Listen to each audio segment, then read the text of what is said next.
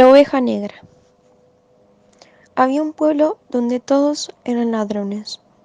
A la noche, cada habitante salía con la ganzúa y la linterna e iba a desvalijar la casa de un vecino. Volvía al alba y encontraba su casa desvalijada.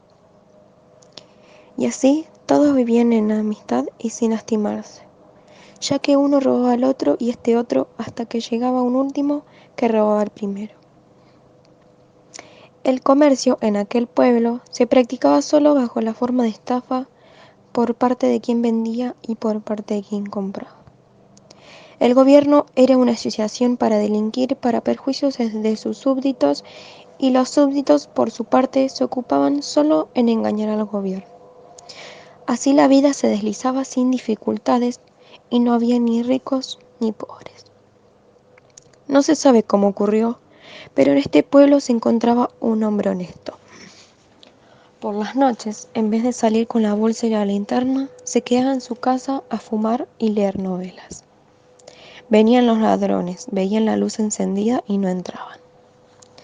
Esto duró poco, pues hubo que hacerle entender que si él quería vivir sin hacer nada, no era una buena razón para no permitir que los demás lo hicieran. Cada noche que él pasaba en su casa, era una familia que no comía el día siguiente. Frente a estas razones, el hombre honesto no pudo oponerse.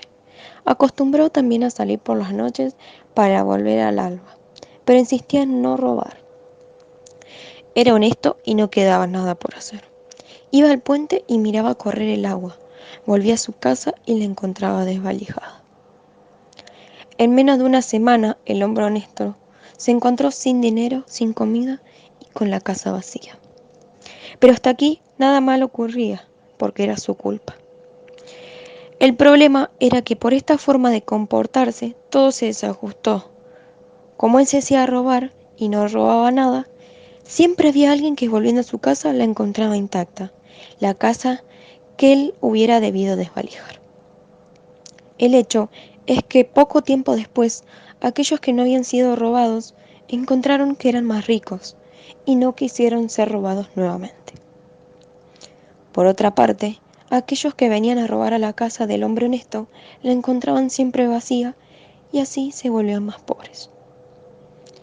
Mientras tanto, aquellos que se habían vuelto ricos tomaron la costumbre de ir al puente por las noches para mirar al agua que corría bajo el puente.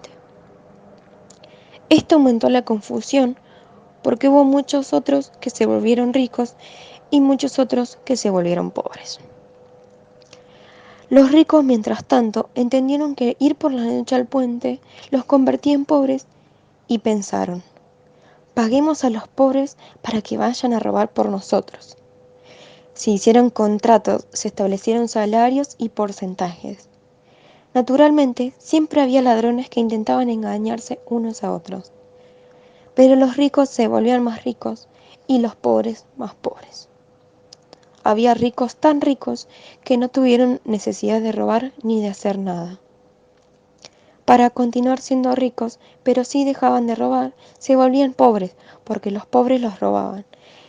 Entonces, pagaron a aquellos más pobres para defenderse sus posiciones de los otros pobres. Y así instituyeron la policía y constituyeron las cárceles. De esta manera, pocos años después de la aparición del hombre honesto, no se hablaba más de robar o de ser robados, sino de ricos y pobres, y sin embargo eran todos ladrones. Honesto había existido uno, y había muerto enseguida de hambre.